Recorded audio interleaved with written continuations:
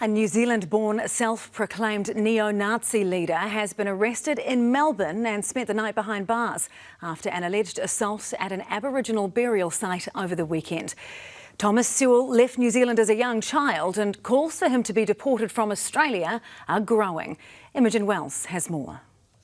You don't have to put your hands on me. Shouldn't we have the right to speak in our country, you coward? 32-year-old neo-Nazi leader Thomas Sewell gatecrashing a press conference on Tuesday with Victorian Premier Jacinta Allen as she talked about convening an anti-hate task force in the wake of anti-immigration protests led by Sewell over the weekend. I think Australians should have the right to protest. Shouldn't we have the right to speak in our country, you coward? Have your goons attacked me? Don't put your hands on me. That was a coincidence. We're on our way to court right now. On his way to face charges relating to intimidating a police officer back in November last year. But he walked out of one case straight into another.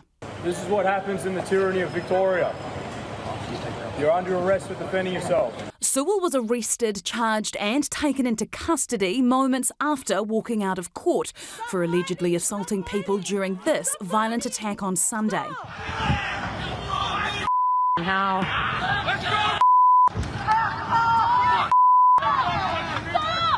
A group of around 40 white nationalists storming Camp Sovereignty, an Indigenous gathering place and burial site. 4 people were injured. I was there screaming on the megaphone, "Get off her, get off her." They stormed us. It was a war front. The Australian Prime Minister condemning the group's actions.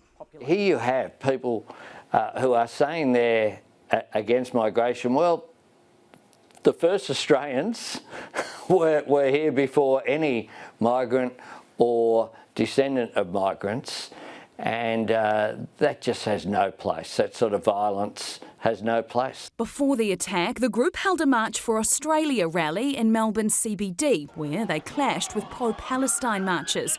Punches were thrown, flags were burnt, people spat at one another. We don't have a nation at the moment, we've got a halfway house for the world. Sewell's called Australia home since his family migrated there in the early 1990s, but calls for the government to revoke the white supremacist citizenship and deport him back here are growing, with more than 53,000 people signing this petition in a matter of days. Australian deportation rules mean he could be sent back to New Zealand after facing criminal charges.